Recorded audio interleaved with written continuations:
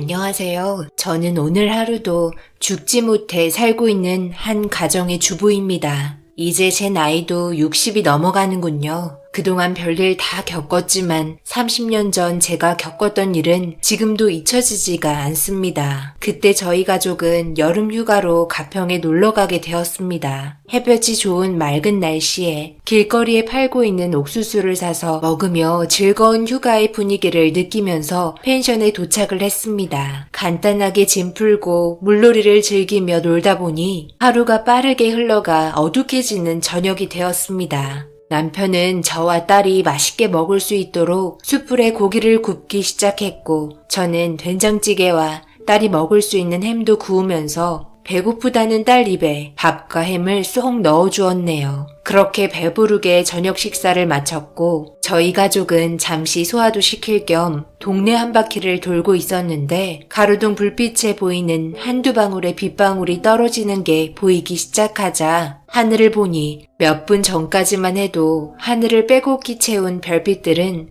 사라지고 컴컴한 하늘만 보였습니다. 더 많은 비가 쏟아질 것 같아 최대한 빠르게 집에 들어갔고 잠시 후 엄청난 폭우가 쏟아지기 시작했습니다. 앞이 안 보일 정도로 굵은 빗방울이 내리기 시작하면서 휴가 온 저희는 아쉬움에 창문만 보고 있었네요. 그렇게 아침에 일어나 보니 보슬비가 내리긴 했지만 거의 비가 그친 상태였고 딸은 잠시 밖에 나가고 싶다며 아침 일찍부터 일어나 펜션 주인이 키우는 강아지인지 꼬리치고 있는 계집을 보며 저를 보채기 시작했습니다. 결국 멀리 가지 말라고 말을 함과 동시에 급하게 밖으로 뛰어나갔습니다. 남편은 짐을 싸고 있었고 저는 아침을 준비하며 강아지와 함께 놀고 있는 딸을 불렀는데 몇 번을 불러도 아무런 대답이 없길래 이상해서 밖으로 나가보니 어딜 갔는지 방금 전까지만 해도 있던 딸이 없어졌습니다. 너무 놀라 남편을 불렀고 주변을 뛰어다니며 정신없이 찾아다녔지만 결국 찾지 못했습니다. 아침에 딸과 나눈 몇 마디의 대화가 마지막일 거라고 전혀 생각하지 못한 저는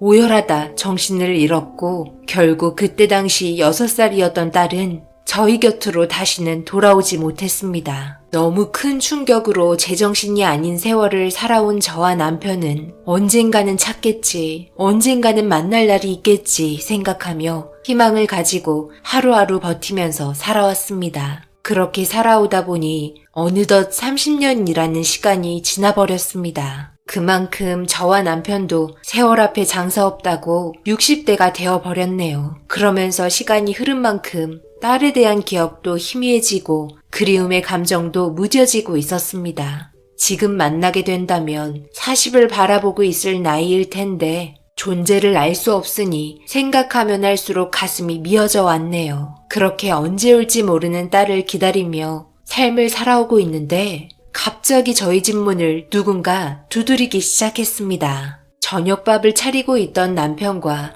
저는 아무도 찾아오지 않을 시간에 문을 두드리니 이상하게 생각했고 제가 현관으로 나가 누구냐고 물어봐도 대답이 없자 그냥 무시하고 돌아섰는데 현관 밖에서 엄마라고 말을 하고 있는 목소리가 제 귓가에 맴돌았습니다. 저는 순간 몸이 멈추었고 엄마라고 들렸던 목소리에 제 심장이 뛰기 시작했습니다. 너무 놀라 급하게 현관문을 열었고 제 앞에 서 있던 여자는 저를 보면서 눈물을 흘리며 엄마라고 외치고 있었습니다.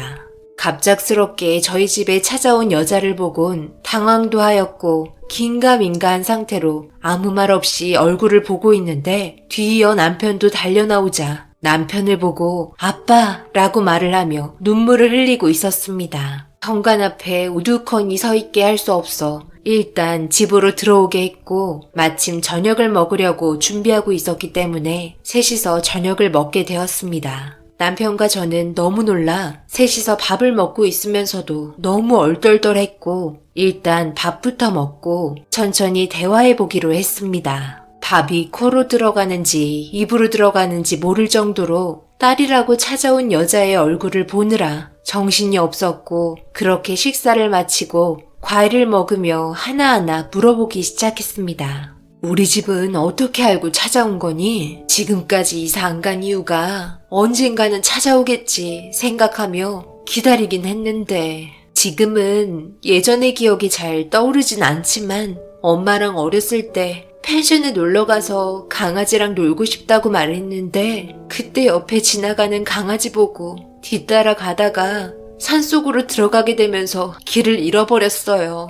다시 부모님이 있는 쪽으로 돌아가려 했지만 너무 멀리 와버린 건지 찾으려고 하면 할수록 점점 더 깊은 곳으로 들어갔고 날이 어둑해지고 지치게 되면서 정신을 잃었는데 눈을 떠보니 어느 할머니 집에 있었어요. 깨어난 저를 보곤 음식을 챙겨주셨고 그렇게 부모님을 찾아준다는 할머니의 말에 함께 지내게 되었죠. 정말 잘해주셨고 부모님이 오실 때까지 매일 눈물을 흘리며 기다렸는데 할머니께서 부모님이 사고로 세상을 떠나셨다는 말을 하면서 저를 키워주셨어요. 그때 당시 너무 어렸던 저는 잘 몰랐기 때문에 혼자 계셨던 할머니 밑에서 자라오기 시작했어요. 할머니는 외로웠던 자기 옆에 있어줘서 고맙다며 항상 말해줬던 게 기억나네요. 정말 잘해주셨는데 할머니께서 몸이 많이 안 좋으셨는지 저는 결국 고아원에 들어가 성인이 될 때까지 살다 보니 어렸을 적 엄마가 주소를 말해줬던 게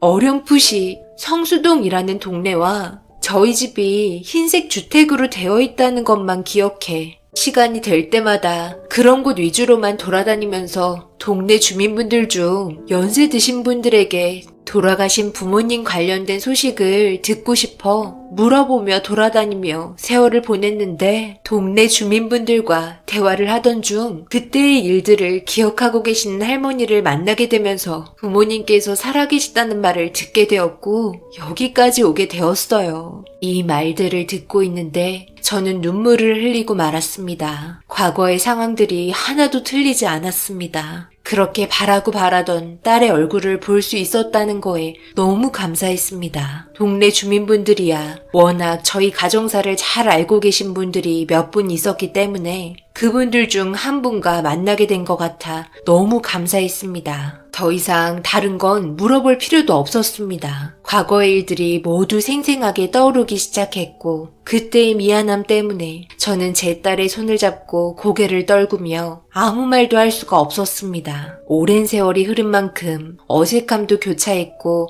조심스럽게 이런저런 이야기를 하면서 그동안 힘겹게 살아온 딸의 인생을 들으며 너무 소중한 시간을 함께하고 있었습니다. 저희는 늦게까지 대화를 이어나갔고 다음날 출근을 해야 한다며 다시 오겠다는 딸의 말에 아쉬운 표정을 남기며 신발을 신고 있는 딸에게 가지 말라고 말하고 싶었지만 그동안 살아온 세월이 있기 때문에 그런 감정을 억누르고 손을 잡고 다음날 꼭 다시 와달라는 말을 하면서 보내줬습니다. 30년의 세월이 흘렀고 6살 때의 기억이 거의 나지 않는다는 딸을 보며 안타까움에 가슴이 미어졌고 그동안 죽은 줄로만 알고 부모 없이 살아온 세월이 얼마나 힘들었을지 도저히 상상이 안 되었습니다. 그동안 못해준 것들 세상 떠나기 전에 모든 걸 다 해주리라 다짐하면서 다음날이 빨리 오기를 기다렸습니다. 너무 기분이 들떴고 딸의 얼굴이 아른거려 남편과 저는 잠 한숨 못 잤네요. 딸은 매일 저녁 저희 집에 찾아왔고 주말의 경우 아침부터 와서 함께 시간을 보내줬고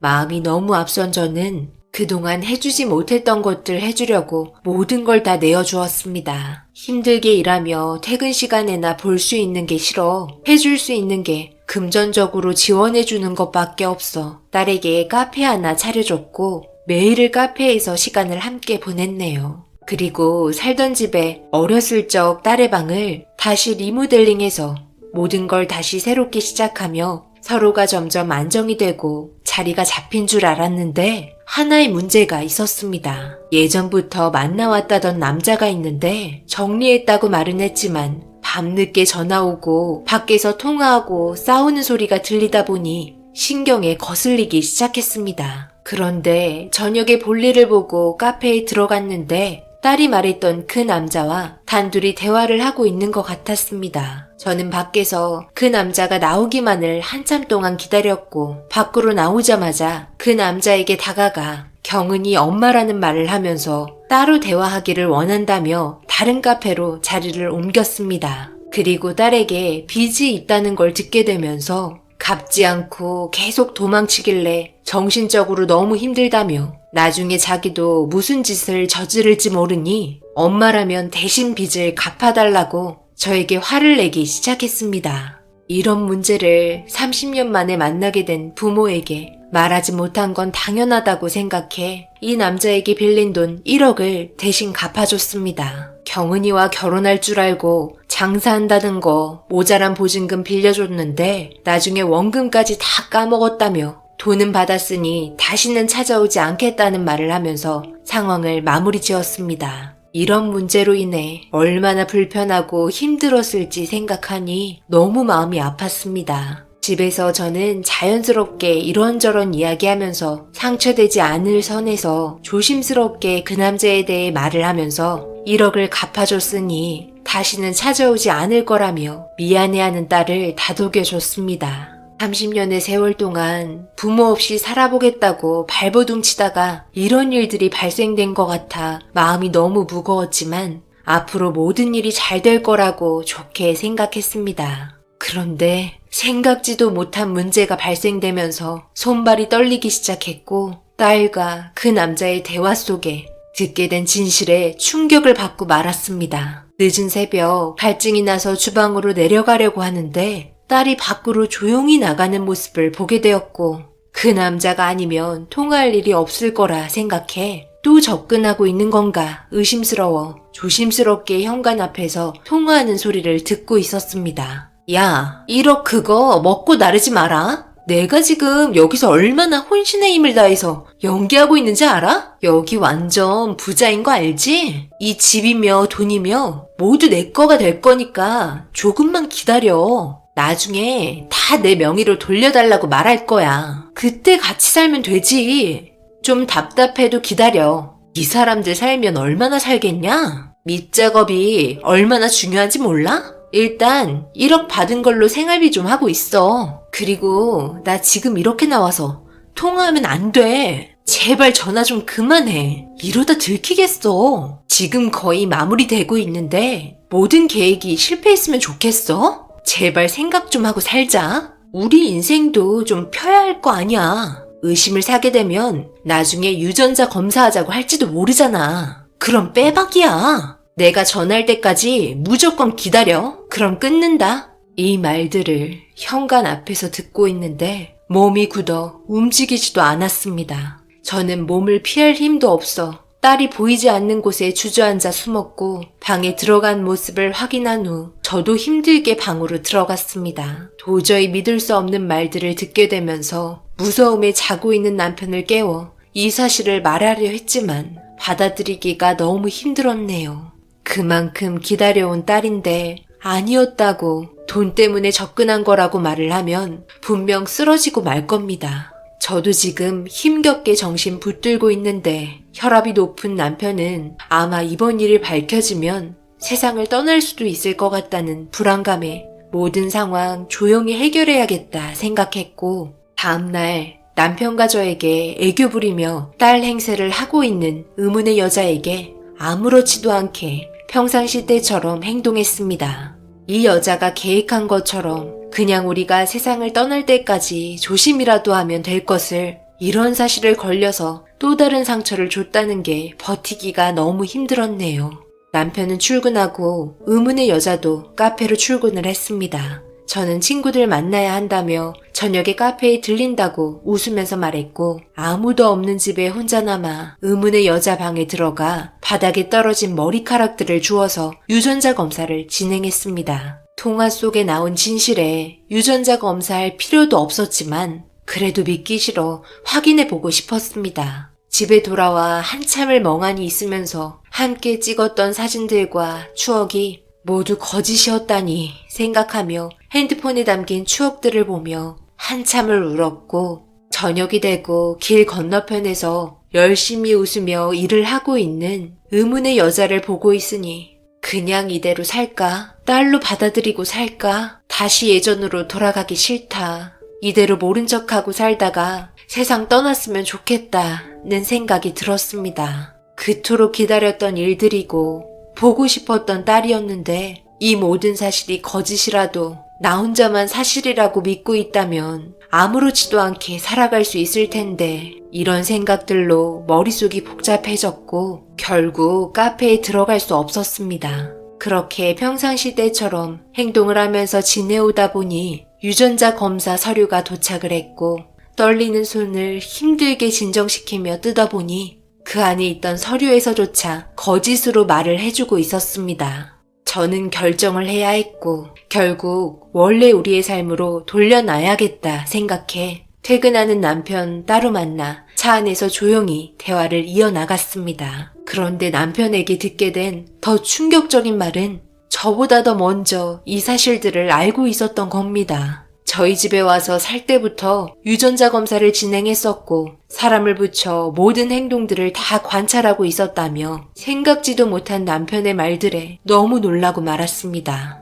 제가 그토록 보고 싶어 했던 딸이었기 때문에 차마 말을 할 수 없었다며 정신적으로 힘들어할 저를 생각해 진실이 드러날 때까지 기회를 엿보고 있었다고 대화를 이어나갔습니다. 결국 남편과 저와 둘 다 의문의 여자가 돈 때문에 저희한테 접근한 걸 알게 되었고 남편은 벌써 경찰에게도 이 사실들을 말해놓은 상태로 기회만 엿보고 있었던 겁니다. 그렇게 형사분들과 함께 집에 들어갔고 반갑게 웃으면서 저를 맞아준 딸이라고 생각한 의문의 여자의 팔에 수갑이 채워지면서 모든 상황은 종결되었습니다. 그리고 뒤이어 저와 만났던 그 남자 또한 잡히게 되면서 너무나 저희 과거를 잘 알고 있었던 의문의 여자의 입에서 나온 말들은 제가 동네에서 지인들과 만나면 과거 딸과 헤어졌던 일들을 자주 말을 하면서 지내왔기 때문에 그런 말들을 녹음하고 계획해서 범행을 저질렀다고 털어놨습니다.